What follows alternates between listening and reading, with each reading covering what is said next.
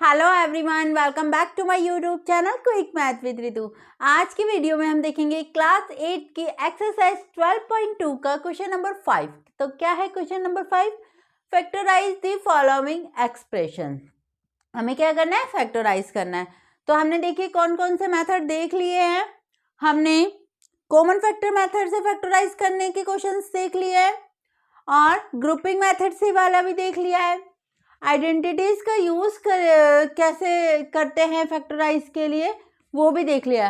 अब इसमें देखिए ना तो इसमें कॉमन फैक्टर मेथड यूज होगा क्योंकि कुछ भी ऐसा कॉमन नहीं है जो तीनों में हो, ना ही ग्रुपिंग वाला होगा और ना ही आइडेंटिटीज का यूज होगा। आइडेंटिटीज का कब होता है? जब ये 3 टर्म और ये किसी का स्क्वायर होता। 8 तो किसी का स्क्वायर नहीं है ना। तो अब ऐसी कंडीशन में हम कौन सा मेथड यूज करेंगे? Middle split term. यानी कि ये जो मिडल टर्म है ना, इसे स्प्लिट कर देते हैं। कैसे स्प्लिट करते हैं? तो देखिए पहले इस फर्स्ट टर्म और ये लास्ट टर्म, ये दोनों टर्म है ना, इन्हें मल्टीप्लाई करते हैं। इन्हें मल्टीप्लाई कैसे करेंगे? साथ में साइन को भी लेंगे। इसके साथ क्या है? +8, ये क्या है? प्लस पी का स्क्वायर, यानी कि +8 और पी का स्क्वायर मल्टीप्लाई होके क्या बन जाएगा? 8p²। ठीक है। अब इस मिडल टर्म को ऐसे स्प्लिट करना है कि दो टर्म में ऐसे स्प्लिट करना है कि अगर उन दोनों टर्म को हम प्लस या माइनस करें तब तो 6p आए और मल्टीप्लाई करें तो 8p² आए। ठीक है। तो हम क्या करते हैं, अभी हमें नहीं पता कि हमें कौन सी टर्म में मतलब कौन सी वो दो टर्म लेंगे। तो कैसे देखेंगे हम? देखो इस फर्स्ट टर्म और लास्ट टर्म को मल्टीप्लाई करने पे क्या आ रहा है? 8p²। फर्स्ट स्टेप आपका यही है कि फर्स्ट टर्म और ये वाली टर्म को आप मल्टीप्लाई कर दो। ठीक है। अब ये जो 8 है ना, अब देखो 8 के फैक्टर कौन कौन से हैं? 1 × 8, 2 × 4 और है? नहीं है। तो देखो इसमें से हम वो वाला फैक्टर लेंगे जिसे प्लस या माइनस करने पे 6 आ जाए। ठीक है। तो देखो 1 और 8 को प्लस या माइनस करने पे 6 नहीं आएगा, तो इस वाले को तो छोड़ देंगे। ठीक है। अब देखेंगे 2 और 4। अगर 2 और 4 को ऐड करते हैं तो हमारे पास 6 आ जाता है। तो यानी कि हम दो फैक्टर कौन से लेंगे? 2p + 4p। ठीक है। अब ये देखने के लिए कि ये फैक्टर हमने सही लिए हैं या नहीं, तो देखो प्लस या माइनस करें तो +6p आना चाहिए। तो देखो 2p और 4p को हम प्लस कर रहे हैं तो 6p आ रहा है। ठीक है। और इन दोनों टर्म को अगर हम मल्टीप्लाई करें तो 8p² आना चाहिए। तो देखो 2 को 4 से मल्टीप्लाई करेंगे 8p को p से मल्टीप्लाई करेंगे तो p², यानी कि ये टर्म बिल्कुल सही है। ठीक है। तो देखो पहले उतारेंगे फर्स्ट टर्म p², फिर इसे मिडल टर्म को हमने किस पे स्प्लिट कर दिया? 2p + 4p। ठीक है, +8। कैसे स्प्लिट किया मैंने अभी बता दिया आपको। ठीक है। अब देखो अब इसका ग्रुप बना लो और इसका ग्रुप बना लो। ओके। तो देखो इन दोनों के में से क्या कॉमन चला जाएगा? इसमें भी p है, इसमें भी p है, तो एक p हमारा बाहर कॉमन आ गया। तो यहाँ क्या बचा? एक सिंगल p प्लस यहाँ पे एक ही p था, वो बाहर कॉमन चला गया, तो क्या लेफ्ट रह गया? 2। ओके। अब यहाँ पे देखिए प्लस दोनों में देखो इसमें 4 है और इसमें क्या है? 8 है इसमें, यानी कि इसमें 2 × 4 होगा, तो यानी कि 4 कॉमन चला गया। तो यहाँ पे क्या बचा? p + 4 कॉमन चला गया, क्या रह गया? 2 रह गया। ओके। क्या रह गया? 2 रह गया। अब देखो ये एक टर्म बन गई, ये एक टर्म बन गई, दोनों में आ गए p + 2 वही ग्रुपिंग वाला ही तो कर रहे हैं हम। पहले हमें टर्म को स्प्लिट कर देना है। मिडल स्प्लिट टर्म क्या है? पहले तो मिडल टर्म को स्प्लिट कर देना है। कैसे स्प्लिट करना है मैंने बता दिया। फिर उसके बाद हम जो ग्रुपिंग मेथड करते हैं ना, सेम वैसे ही कि ब्रैकेट में सेम बचना चाहिए। ठीक है। तो देखो इन दोनों में p + 2, इसमें भी p + 2 हमने कॉमन ले लिया, तो इधर क्या रह गया? p प्लस इधर क्या रह गया? 4 आ गया आंसर। ओके। तो ये होता है हमारा मिडल स्प्लिट टर्म मेथड से फैक्टराइज करना। ठीक है। चलिए अब इसका सेकंड पार्ट देखते हैं। सेकंड पार्ट देखिए, सबसे पहले हमें क्या करना है? इस वाली टर्म और इस वाली टर्म को मल्टीप्लाई कर देना है, यानी कि क्यू स्क्वायर को 21 से मल्टीप्लाई किया तो क्या आ जाएगा 21 क्यू स्क्वायर। ठीक है, फर्स्ट स्टेप तो यही करना है मिडल स्प्लिट टर्म में। अब हमें इस माइनस यानी कि मिडिल टर्म को ऐसे स्प्लिट करना है दो टर्म में कि अगर उन दोनों टर्म को प्लस या माइनस करे तो आए माइनस का 10 क्यू। ओके, और मल्टीप्लाई करें उन दोनों टर्म को तो क्या है 21 क्यू स्क्वायर। ठीक है, तो अब क्या करेंगे हम सेकंड स्टेप, ये 21 आ रहा है ना मल्टीप्लाई करने पे, तो अब 21 के फैक्टर देख लेंगे। तो एक तो हुआ 1 मल्टीप्लाई 21, ठीक है, फिर 2 के टेबल में नहीं जाता, 3 के टेबल में 3 मल्टीप्लाई 7। ओके, और बस, ठीक है। अब देखो 3 मल्टीप्लाई 7, ये 1 और 21 को प्लस माइनस करने पे हमारा 10 नहीं आ रहा, इसे तो नहीं यूज करेंगे। ओके, 3 और 7 टू टर्म को अगर हम प्लस माइनस प्लस करते हैं तो हमारा 10 आ जाएगा। ठीक है, लेकिन हमें 10 भी कैसा चाहिए, नेगेटिव 10 चाहिए। तो ऐसा करने के लिए मुझे क्या करना पड़ेगा, देखो एक टर्म हो गई 3 क्यू और एक हो गई 7 क्यू। अगर मैं इन दोनों के आगे माइनस लगा दूं, इन दोनों टर्म के आगे माइनस लगा दूं, तो देखो क्या करेंगे हम, फिर क्या करते हैं, अगर दोनों के साथ सेम साइन होते हैं तो हम क्या करते हैं, प्लस करते हैं। तो 7 और 3 को प्लस कर देंगे, आएगा 10 और साथ में क्यू, और साइन किसका आएगा, माइनस का आ जाएगा ना। तो यानी कि -10 क्यू ही तो चाहिए मुझे।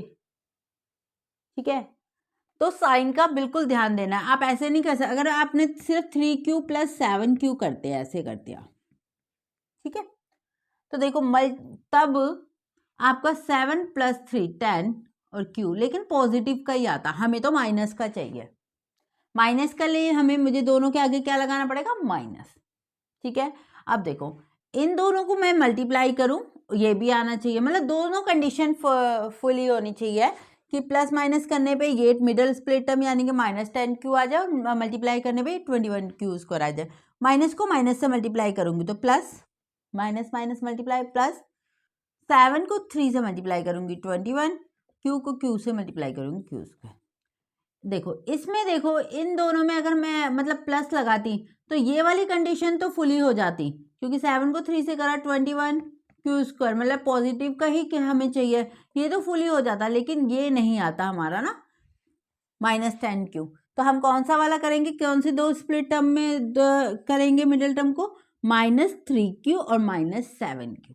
ठीक है, तो पहले लिखेंगे फर्स्ट टर्म, फिर -3 Q, okay, -3 Q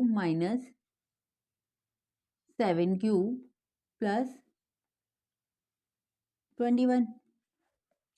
okay, -3 Q -7 Q plus 21। अब इन दोनों का ग्रुप बन गया ना। इसमें से क्या कॉमन आ जाएगा, क्यू, दोनों में है क्यू, यहाँ क्या रह जाएगा क्यू, और यहाँ क्या रह जाएगा -क्यू कॉमन चला गया 3। ठीक है, अब देखो यहाँ पे माइनस का 7, मुझे पूरा कॉमन क्या लेना है, -7। ठीक है, -7 कॉमन ले लिया मैंने, क्योंकि मुझे ब्रैकेट में क्या चाहिए, Q -3। अगर मैं प्लस का 7 लूंगी ना, अगर मैं प्लस का 7 लूंगी तो अंदर क्या होगा, Q नेगेटिव होगा और 3 पॉजिटिव होगा, लेकिन मुझे Q पॉजिटिव चाहिए और 3 नेगेटिव चाहिए, तो मैंने -7 कॉमन ले लिया। -7 कॉमन ले लिए तो यहाँ क्या बच गया, Q बच गया, क्योंकि -7 तो इसमें से बाहर चला गया। अब देखो इस प्लस में कैसे बना, ये 2 माइनस से मिलकर बना है, तो एक माइनस तो बाहर चला गया, तो यहाँ पे क्या रह गया, एक माइनस। ठीक है, 21 के फैक्टर कौन से, 7 मल्टीप्लाई 3, यही है ना, 7 मल्टीप्लाई 3, 7 बाहर चला गया तो अंदर क्या रह गया, 3। ठीक है, अगर मैं यहाँ प्लस ले लेती तो यहाँ पे साइन अलग अलग हो जाते, तो हमारा क्वेश्चन गलत हो जाता है ना। तो हमें देखना है कॉमन उसी तरीके से लेना है कि यहाँ और यहाँ इक्वल बचे, मतलब साइन इस तरीके से ध्यान देना। ठीक है, अब देखो इसमें और इसमें क्या कॉमन हो गया, Q -3 कॉमन हो गया, फिर यहाँ क्या रह गया, Q -7। आंसर हो गया ओके, ये रफ वर्क है, ठीक है, ये सारा रफ वर्क है, आपको रफ में करके देखना है कि कौन सी टर्म में स्प्लिट करना है आपको, ठीक है। जब आप प्रैक्टिस करते जाओगे ना, प्रैक्टिस कर लोगे, तब इतना बड़ा करने की जरूरत ही नहीं पड़ेगी। ये तो मैं तुम्हें सिखाने के लिए कैसे करते हैं तो कर रही हूँ, नहीं तो मुंह जवानी ही हो जाता है, ये सारा रफ वर्क करने की जरूरत ही नहीं पड़ती। मुंह जवानी ही कर लेंगे हम कि क्यू को 21 मतलब 21 क्यू स्क्वायर आना चाहिए मल्टीप्लाई करने में, तो हमें पता चल जाता है उसके फैक्टर 21 के क्या क्या मल्टीप्लाई करके आ जाएगा, तो ये तो मुंह जवानी ही हो जाता है। जब आप प्रैक्टिस करोगे ये तभी होगा। ओके, चलिए थर्ड पार्ट देखते हैं अब इसका। थर्ड पार्ट देखिए, अब वही पहले फर्स्ट टर्म और लास्ट टर्म को मल्टीप्लाई कर देते हैं। पी स्क्वायर को किससे मल्टीप्लाई करना है? -16 से। -16 से मल्टीप्लाई करेंगे तो क्या आ जाएगा? -16 का पी स्क्वायर, ठीक है। अब 6p को हमें दो ऐसी टर्म में स्प्लिट करना है कि मल्टीप्लाई करे तब तो आए -16p स्क्वायर, प्लस माइनस करे तो प्लस का 6p आ जाए। तो पहले हम क्या देखेंगे? 16 नंबर को उठाएंगे, देखेंगे 16 के फैक्टर कौन से। 1 × 16, 2 × 8 और 4 × 4 और बस यही है। तो अब देखो 1 और 16 को प्लस या माइनस करने पे क्या 6 आ रहा है? नहीं आ रहा, ठीक है, यानी कि इस वाले को रहने देते हैं।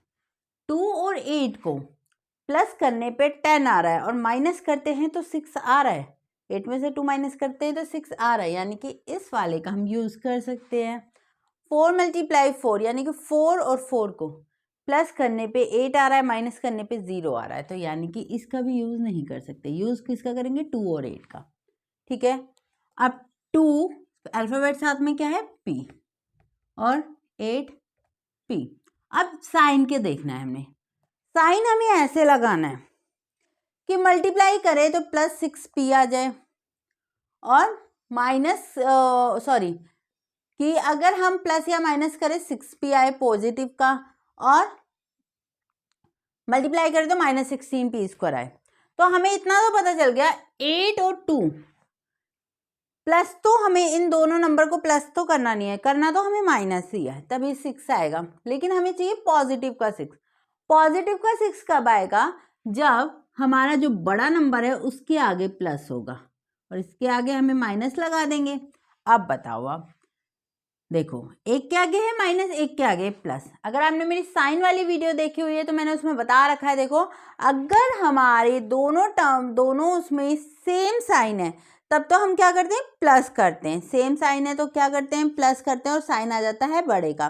और अगर हमारे उसमें डिफरेंट साइन है, जैसे डिफरेंट साइन है ना, तो हम माइनस करते हैं। तो माइनस कर देते हैं, 8 में से 2 माइनस करेंगे 6। साइन किसका आएगा? बड़े का। बड़ा क्या है? 8, 8 के आगे क्या है? प्लस। हमने इसीलिए इसके आगे प्लस लगाया क्योंकि हमें यहाँ पे प्लस का 6p चाहिए था, ठीक है। अगर यहाँ माइनस का 6p होता तब हम यहाँ पे 2p के साथ लगा देते प्लस, इसके साथ लगा देते माइनस, है ना। हमें प्लस का चाहिए था इसलिए हमने बड़े नंबर के साथ प्लस लगाया, ठीक है। अब देखो इसे अगर हम मल्टीप्लाई करते हैं 2p -2p और 8p को, तो ये आना चाहिए अब। हाँ, तो देखो माइनस इसके आगे प्लस है, माइनस और प्लस मल्टीप्लाई होंगे माइनस। 8 को 2 से मल्टीप्लाई करेंगे 16, p को p से करेंगे p स्क्वायर, यानी कि ये दो टर्म हमारी बिल्कुल सही है, हम इसे स्प्लिट कर सकते हैं। तो देखो पहले आया p स्क्वायर, फर्स्ट टर्म उतारी, फिर जो इसमें जिसमें हम इसे स्प्लिट कर रहे हैं यानी कि माइनस का 2p प्लस का 8p और फिर ये वाली टर्म उतार देंगे, ठीक है। पता चल गया ना किस तरीके से हमें मिडिल टर्म को स्प्लिट करना है, ठीक है। अब देखो इन दोनों का ग्रुप बना दो। तो देखो इसमें और इसमें क्या है? p कॉमन है, p बाहर निकाल दिया तो क्या आया? p -2, ठीक है। अब इसमें देखिए क्या कॉमन है, यहाँ पे कॉमन हो जाएगा 8, 8 कॉमन हो जाएगा ना, इसमें भी 8 है इसमें भी 8 है, ठीक है। तो यहाँ क्या बच जाएगा? p फिर माइनस और ये 2, ठीक है। ये दोनों सेम है, बराबर है, सही बच रहा है, यानी कि हमने सही ग्रुप बनाए हैं, ठीक है। अब देखो इसमें p -2 कॉमन निकल जाएगा और यहाँ पे क्या लेफ्ट रह जाएगा? p + 8 answer. इस तरीके से हमें मिडिल स्प्लिट टर्म को करना है, ठीक है। तो ये था थर्ड पार्ट। तो क्वेश्चन नंबर 5 में हमारे 1 2 3 3 पार्ट थे, तो जो हमने आज की वीडियो में कंप्लीट कर लिए। तो आज की वीडियो में हमने क्या कंप्लीट किया, एक्सरसाइज 12.2 का क्वेश्चन नंबर 5। तो क्वेश्चन नंबर 5 के साथ ही हमारी एक्सरसाइज 12.2 पूरी कंप्लीट हो चुकी है। आई होप आपको समझ आ गया होगा। अगर आपने कोई भी क्वेश्चन मिस कर दिया है, नहीं देखा है, या आपको किसी भी क्वेश्चन में डाउट है, तो आप प्लेलिस्ट में जाइए। मैंने प्लेलिस्ट बना दी है इस चैप्टर की, वहाँ से आप 1 बाय 1 हर एक क्वेश्चन को देख सकते हो। और वीडियो को देखने के बाद भी अगर आपको कोई डाउट रहता है तो आप कमेंट बॉक्स में लिखिए, मैं उसका रिप्लाई ज़रूर करूँगी। अब मिलते हैं हम अपनी नेक्स्ट वीडियो में इसके आगे की एक्सरसाइज के क्वेश्चंस के साथ। तब तक के लिए बाय बाय, टेक केयर।